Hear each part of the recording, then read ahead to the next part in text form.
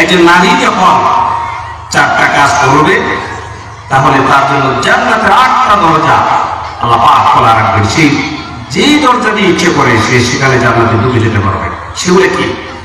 প্রথম হচ্ছে আল মারআতু ইযা সাল্লাত খামসাহা, যে নারী 5 ওয়াক্ত নামাজ আদায় করবেন। আমার মা বোনেরা, 5 ওয়াক্ত নামাজ আদায় করতে হবে। আপনি আজকে মাহফিল এসেছে, আগে নামাজ পড়ে ওয়াজ। অনেক মা বোন আছে আজকে ফজরের নামাজ পড়ে নাই, কিন্তু মাহফিল আসবেন, অথচ এসেছেন। কিন্তু আগে হচ্ছে নামাজ, পরে হচ্ছে আপনার জন্য ওয়াজ। আমার মা বোনেরা, নামাজটা আগে পড়ে নেবেন। সারাদিন আল্লাহ রাব্বুল আলামিন 5 ওয়াক্ত নামাজ ফরজ করে দিয়েছেন।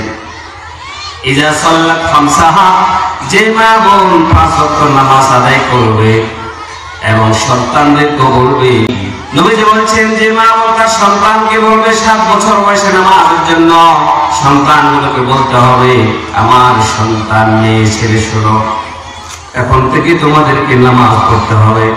সন্তান যদি ছেলে হয় তাহলে মসজিদে পাঠিয়ে দেবেন, কন্যা হলে নিজের সাথে দাঁড়িয়ে নামাজটা তাকে আদায় করে নেবেন। ইজা সাল্লাত খামসাহা, যে নারী 4 কাজের প্রথম কাজ হচ্ছে নামাজ, যে নারী 5 ওয়াক্ত নামাজ আদায় করবেন। ওয়াসামাত শাহরাহা, রমাদান কারীমের রোজাগুলো রাখবেন। প্রথমটা হচ্ছে নামাজ। নবীজি বলেছেন সেই স্ত্রী হচ্ছে শ্রেষ্ঠতম যে স্ত্রী গভীর রাতে ঘুম থেকে উঠে তাহাজ্জুদের নামাজ পড়ে এবং তার স্বামীকে সে জাগ্রত করে জাগিয়ে দেয়, স্বামীও তাহাজ্জুদের নামাজ পড়ে। আর যদি স্বামী প্রচন্ড ঘুমের কারণে ঘুম থেকে উঠতে না পারে, তাহলে স্ত্রী যদি তার মুখের মধ্যে, স্বামীর মুখের মধ্যে হালকা করে পানি চিবিয়ে দিয়ে ঘুম থেকে জাগ্রত করে সেও যদি তাহাজ্জুদের নামাজ পড়ে, আমার নবী বলেছেন আরশে আজিম থেকে আল্লাহ রাব্বুল আলামিন ওই স্ত্রীর উপর সরাসরি আল্লাহ রহমত নাযিল করতে থাকেন। সুবহানাল্লাহ। এই স্ত্রী, আপনার যারা স্ত্রী আছে, নিজেরা 5 ওয়াক্ত নামাজ পড়বেনই, রাতের আধারে শেষ রাতে ঘুম থেকে উঠে তাহাজ্জুদের নামাজ পড়া অভ্যাস করবেন। নিজেও পড়বেন, নিজের স্বামীকেও জাগ্রত করবেন। দুজনেই পাশাপাশি দাঁড়িয়ে যখন নামাজ পড়ে আল্লাহ পাকের কাছে হাত করে বলবেন, সন্তান যদি বিদেশে থাকে, যদি বিপদে থাকে, সমস্যায় থাকে, নিজের মেয়েগুলোর স্বামীর সংসারে অনেক ধরনের জুলুমের শিকার হচ্ছে, কিন্তু এটার একমাত্র সমাধান স্বামী স্ত্রী দুইজন যদি আল্লাহ পাকের কাছে তাহাজ্জুদ পড়ে যদি হাত তুলে কান্না করে বলতে পারে, আল্লাহ পাক বলছে আরশে আজিম থেকে তোমাদের দোয়া আমি কবুল করে নেব। সুবহানাল্লাহ। ওয়াসামাত শাহরাহা, তারপরে হচ্ছে রমজানে রোজা রাখা। এই যে সামনে রমজানুল কারীম আসতেছে, অনেক মা বোনের গত বছরের এখনো বাকি রোজাগুলো রয়ে গেছে। অনেক মা বোন আছে, আমার মা বোনেরা, আপনারা যারা আমাকে শুনতে পাচ্ছেন, গত বছরে যদি ফরজ রোজা বাকি থাকে, সর্বপ্রথম বাকি রোজাগুলো আপনারা রেখে দিবেন। অনেকে শবে বরাতের রোজা রাখছেন, কিন্তু বাকি রোজা এখনো পর্যন্ত রাখেন নাই। এই যে শবে বরাতের যে রোজা আপনারা রাখলেন, এটা আপনাদের উপর ফরজ নয়, কিন্তু বাকি রোজা, ফরজ রোজাগুলো আপনাদের উপর রাখা, আদায় করে দেওয়া, এটা হচ্ছে ফরজ। এই জন্য রমজানের আগে আগে আপনার যত বাকি রোজা আছে সবগুলো রেখে আদায় করে দিবেন। ওয়াসামাত শাহরাহা, রমজানের রোজা রাখা। আল্লাহ নবী বলেছেন মান সামা ইয়াওমান ফি সাবিলিল্লাহ বা'আদাল্লাহু ওয়াজহাহু মিনান নার 70 খরিফা।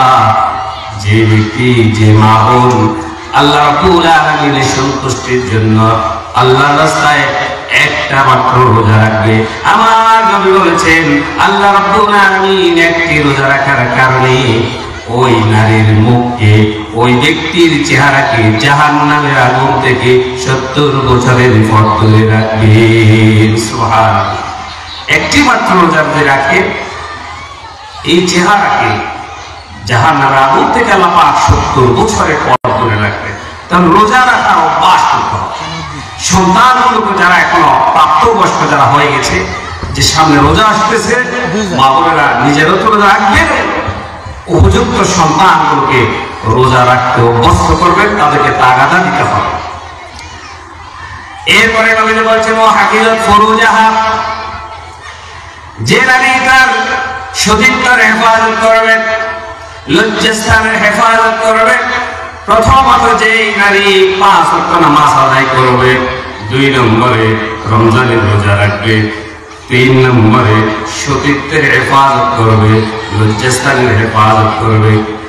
এই 3টা কারণ। প্রথমত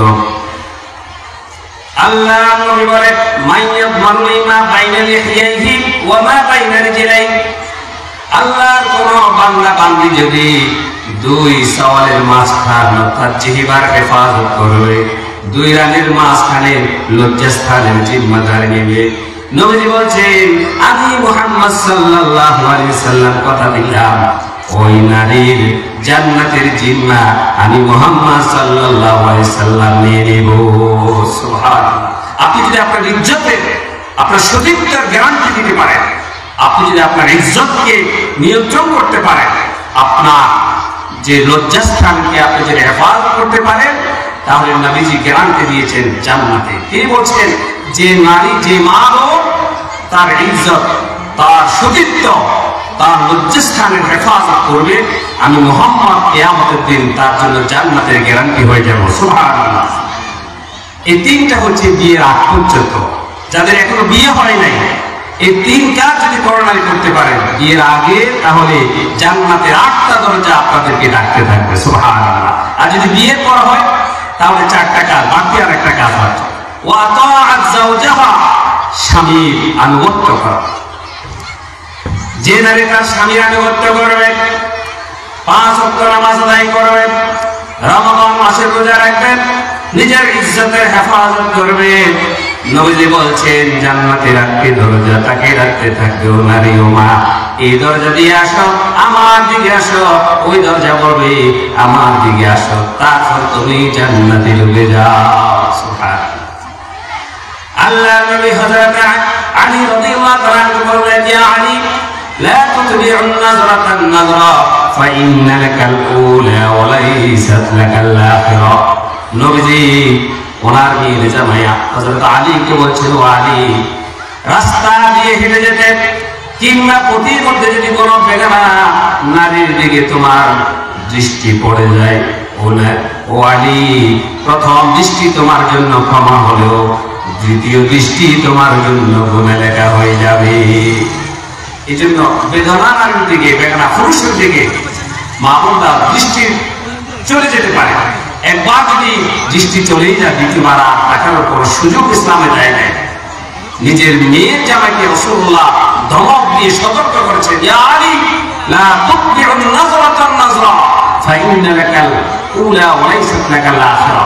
ও আলী, যদি প্রথম দৃষ্টি দাও আল্লাহ তোমাকে ক্ষমা করবে, যদি অনাকাঙ্ক্ষিত দৃষ্টি পড়ে যায়, কিন্তু যদি দ্বিতীয় দৃষ্টি দিয়ে চেয়ে থাকো, আবার যদি তাকাও, তোমার আমল নামায় তখন থেকে আল্লাহ পাক গুনাহ লিখে দেবে। আল্লাহ আমাদেরকে হেফাজত করুন।